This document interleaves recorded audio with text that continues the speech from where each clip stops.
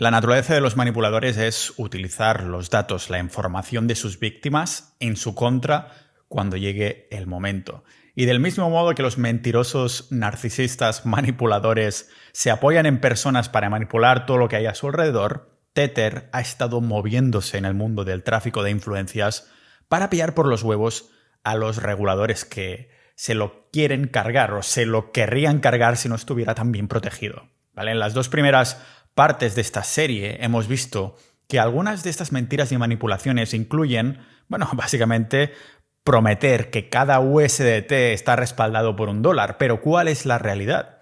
Que en la práctica gran parte de sus reservas son préstamos, pagarés sin identificar y activos volátiles. En 2019, su propio abogado, el propio abogado de la empresa de Tether, admitió que solo el 74% estaba respaldado, que no parece demasiado poco.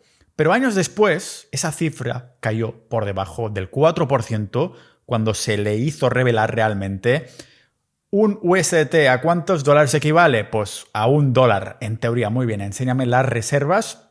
Por cada 1000 USDT tienes que tener $1000, pero realmente tenían solo 40, ¿de acuerdo? Lo más preocupante es que Tether ha influido directamente en el mercado de las criptomonedas, especialmente en Bitcoin en el 2017, manipulando precios mediante la emisión masiva de UST, como si tuvieran una impresora de la Reserva Federal, pero en cripto, especialmente desde 2017, que es cuando yo considero que Bitcoin ya pasó a ser de las manos oficialmente dicho, extraoficialmente mejor dicho, de Wall Street, que es cuando lanzaron los futuros y se empezaron a comprar activos financieros para especular con Bitcoin a mansalva.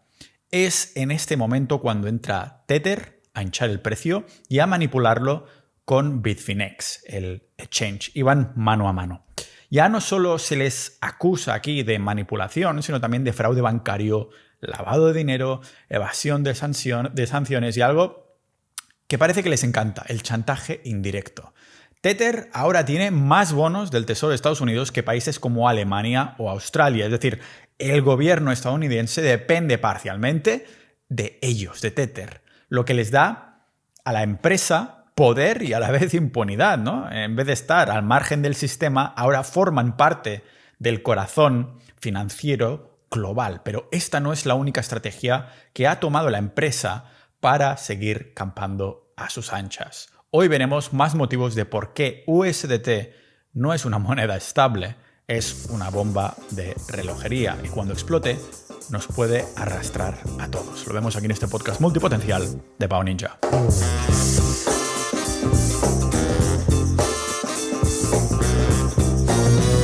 Más allá de las narrativas, de manipulación de mercado y batallas regulatorias, la historia de Tether también es una historia que involucra a flipar, geopolítica y flujos monetarios globales. Algunos legítimos, pero muchos ilícitos, porque durante la última media década el USDT se ha colado en las entrañas de las finanzas internacionales. Sin ir más lejos que uno de los temas más candentes de las últimas semanas, y es China, ¿vale? Algunos empresarios, pero también ciudadanos que vieron ahí y se fijaron en Tether. Un miembro de Sociedad Ninja ya comentaba como él, que lleva 4 años viendo en Georgia todos los rusos que van ahí, porque son mucho más laxos en Georgia con los rusos, lo cual es una ironía porque también tienen mucho conflicto con el país de Rusia. Cuando los rusos van ahí, prefieren pagar sus alquileres con USDT específicamente, pero que también vemos en este caso China, ¿no? Lo que no me extrañaría, no lo extraña absolutamente a nadie, porque el país no va precisamente en la misma dirección que, Argentina, ¿no? Donde recientemente el gobierno de Milei ponía fin al cepo cambiario, que es básicamente que antes no podías intercambiar tus pesos argentinos por más de $200 americanos y estaba capado. Pues en China, su moneda, el yuan, no se puede sacar de los bancos de forma tampoco libre, ¿no? Sino que el control del capital también está regulado. Normal entonces que en 2018 y 2019 miles de millones de riqueza china se pudieran ir convirtiendo, eso se vio, ¿vale? Se iba convirtiendo sigilosamente en USDT y luego en dólares reales offshore. O sea que los chinos encontraron que podían sortear fácilmente estos, vamos a llamarlos cortafuegos financieros chinos gracias a USDT. Un informe de Chain Analysis de 2020 señaló que Tether era como desproporcionadamente popular en Asia Oriental, especialmente útil precisamente para esto, para la fuga de capitales de China. Que bueno, tampoco me sorprende, ¿no? Si necesitas un activo que te liberes precisamente porque en primera instancia estás esclavizado en este sentido. Los operadores, los traders o hasta algunas personas de la calle que no les interesaba ni siquiera el mundo cripto, cambiaban efectivo por USDT. ¿Y qué les permitía esto? Pues que esa gente pudiera mover valor al extranjero en cuestión de minutos. Pensad que esto es algo que de cara a la galería podría llevar meses o ser incluso totalmente ilegal. Bueno, lo estaban haciendo igualmente de forma ilegal, pero si lo hubieran querido hacer de la misma manera tradicional, les hubiera costado mucho más que con USDT, ¿no? Con todos los pasos, papeles, burocracias de los bancos mega regulados. O sea que el propio equipo de Tether incluso reconoció esta dinámica de una manera bastante indirecta, ¿no? Alardeando de que, bueno, su producto ofrece una alternativa a aquellos que están paralizados por los controles de capital. Lo cual, bueno, suena bien, ¿no? Liberador, esperanzador, regulatorio, revolucionario, ¿no? Por esto, no sabemos si inspirados por China o porque se empezara a ver en el mismo tiempo, este mismo patrón se empezó a repetir en otros lugares como Turquía, Venezuela o Argentina, ¿no? Antes de que Milei metiera mano y los liberara, al menos por ahora, un poquito más. Todos son países con monedas, si os fijáis, inestables, ¿no? Sanciones también, sitios a los que atribuimos con falta de libertades y es por esto que la gente pues recurría a Tether como una especie de tabla de salvación, como cuando se hunde el Titanic y dices, pues me voy a agarrar aquí, así al menos estoy flotando. En economías sancionadas como Rusia, Irán, el USDT también se convirtió en un sistema de dólar en la sombra. Por esto, informes de inteligencia y testimonios del Congreso de Estados Unidos han señalado, más recientemente, pero también desde hace algunos pocos años, cómo las entidades rusas recurrieron a Tether para evadir las sanciones después de esto de la invasión de Ucrania, utilizando a USDT para comprar de todo, ¿no? Desde drones hasta artículos de lujo fuera del sistema bancario, porque lógicamente a raíz de la guerra de Ucrania, pues todo el mundo sancionó a Rusia. Ya no queremos hacer tratos contigo, bloqueamos todo, cortamos todo con Rusia, ¿no? Pero con USDT, gracias a o por culpa de USDT, igualmente podían puntearlo perfectamente. Por esto, a raíz de todo esto, el Tesoro de Estados Unidos ha estado dando la voz de alarma de que las criptomonedas, con Tether como capitán, están mitigando el impacto de las sanciones sobre estos regímenes. Pero claro, ninjas de la vida, nos encontramos en una tesitura porque si se ha podido usar USDT para liberarse de los controles del Estado, significa que, bueno, literalmente todo el mundo puede hacerlo. Ahora sabemos que USDT también se ha convertido en la moneda favorita en el mundo criminal, porque fijaros, estamos hablando de blanqueo de capitales, tráfico de droga y cibercrimen, ¿no? A diferencia de las transferencias bancarias que requieren tu nombre, control de cumplimiento, una tocada de huevos, básicamente. Cuando tienes que hacer una transferencia de USDT es casi instantánea y casi anónima. Casi anónima en el sentido de que es casi seudónima. Por esto, las investigaciones policiales descubrieron que los carteles de droga y las bandas de secuestradores incluso han estado canalizando millones a través de Tether, miles de millones. En un caso chino bastante sonado, una banda criminal blanqueó nada más ni nada menos que una cantidad de 1.700 millones de dólares a través de USDT antes de ser detenida, ¿no? El Departamento de Justicia de Estados Unidos pues, acusó a ciudadanos chinos de utilizar Tether para comprar también productos químicos para fentanilo y señalizó como en las facturas pirata, para llamarlo así, se ofrecía Tether, USDT más bien dicho, como opción de pago para estos tratos. O sea que podríamos decir que hasta cierto punto se estaba extendiendo a más no poder. El propio gobierno crea las limitaciones, ¿no? Y las empresas privadas crean su vía de escape o las iniciativas ciudadanas, dependiendo cómo quieras considerarlo. Pero claro, vemos que no solo era esto, sino que los traficantes de personas y los estafadores también movían grandes cantidades y tenían ganancias ilícitas con Tether, ¿no? Ya os podéis imaginar que a nivel policial la investigación de esto era un caos. Cada vez que investigaban encontraban a Tether en el centro de los planes de lavado de dinero por lo fácil que ha sido pues, usarlo en transferencias, pero sobre todo por el hecho de que se diga que esté emparejado con el dólar, ¿no? En el sentido de que se podría utilizar cualquier criptomoneda, Pero esta gente no quiere criptomonedas en cuanto a su volatilidad, cuánto pueda ganar con la cripto. No. Lo que quieren es estabilidad, que la volatilidad sea mínima. Así que no se ha querido arriesgar esta gente con la volatilidad, sino que lo que quieren es usar USDT por esta paridad, al menos a nivel teórico, con el dólar. Un USDT estará mucho más cerca de $1 que cualquier otra cripto que puede fluctuar muchísimo independientemente de si estás en un mercado alcista o bajista.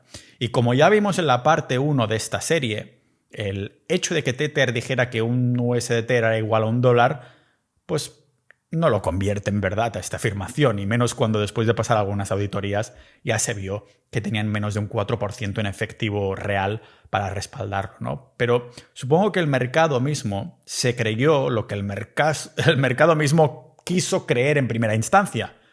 ¿Sabéis la paradoja? Pues mirad, han sido seguramente estos flujos tan ilícitos que pueden haber dado a Tether la protección que necesitaban.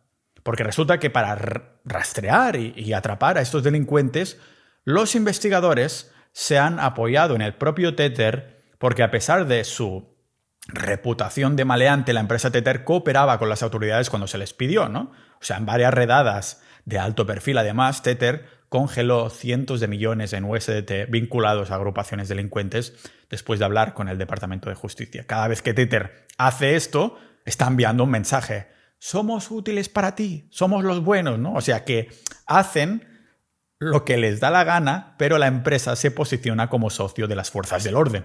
Una fuente de información también y un punto, llamémoslo de estrangulamiento, que puede utilizarse para incautar capitales blanqueados que circulan en el ámbito de las criptomonedas. Públicamente Tether defiende estas acciones como prueba de su cumplimiento, pero como iremos viendo, lo más probable es que se hagan los buenos en momentos puntuales para ellos. O sea, como si fuera su seguro, como si fuera su otro seguro, porque el primer seguro es el bono que comentábamos en la parte 2 de esta serie, en la que básicamente añadieron a su arsenal los bonos del Tesoro de Estados Unidos, teniendo más que Alemania, estando al mismo nivel, para que lógicamente no lo puedan tumbar con facilidad. Pues ahora están añadiendo a su arsenal otra forma de recordar a los reguladores que, por desagradable que sea, el funcionamiento continuo de Tether da a las autoridades un control sobre los flujos criminales que, de otro modo, pues, se deslizarían por canales imposibles de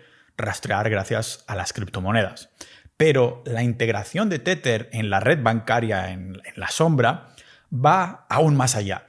Y es que correos electrónicos filtrados, investigaciones, han demostrado cómo Tether se aferró desesperadamente al sistema bancario tradicional cuando se les estaba cerrando la puerta. Es decir, que en 2017-2018, cuando los grandes bancos cerraron las cuentas de Tether, esta empresa y sus aliados, supuestamente porque aún no lo sabemos seguro, pero se le acusa de esto, recurrieron a una red de empresas fantasma e intermediarios para mantener el flujo de dinero. Por Wall Street Journal corren documentos con los correos electrónicos filtrados por estos intermediarios de Tether, donde en teoría se prueba que la empresa utilizó documentos falsificados y facturas de venta falsa para abrir nuevas cuentas bancarias. Uno de los principales operadores chinos que trabajaba con Tether precisamente falsificó contratos de depósitos y retiradas para engañar a los bancos y que pensaran que, se trataban de transacciones comerciales normales, no de flujos de dinero cripto. Incluso uno de los propios copropietarios de Tether se alarmó y escribió que este socio estaba tratando de eludir el sistema bancario con documentación falsa, ¿no? Que es por esto que Tether acabó por cortar la relación con este socio en particular por ser demasiado arriesgado, pero no antes de que el patrón se estableciera. El informe del Wall Street Journal incluso alegaba que algunos fondos relacionados con Tether pasaron por empresas vinculadas directamente al crimen organizado y al terrorismo. Incluso entidades, ¿no?, a las que se les había incautado cientos de miles de millones o que tenían vínculos con organizaciones terroristas designadas.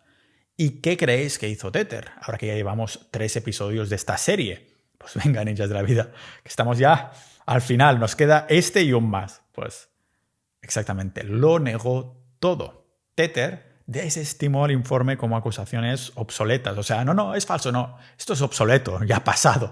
Pero la evidencia de un esfuerzo frenético y por cualquier medio necesario para permanecer en el banco es bastante difícil de ignorar, ¿no?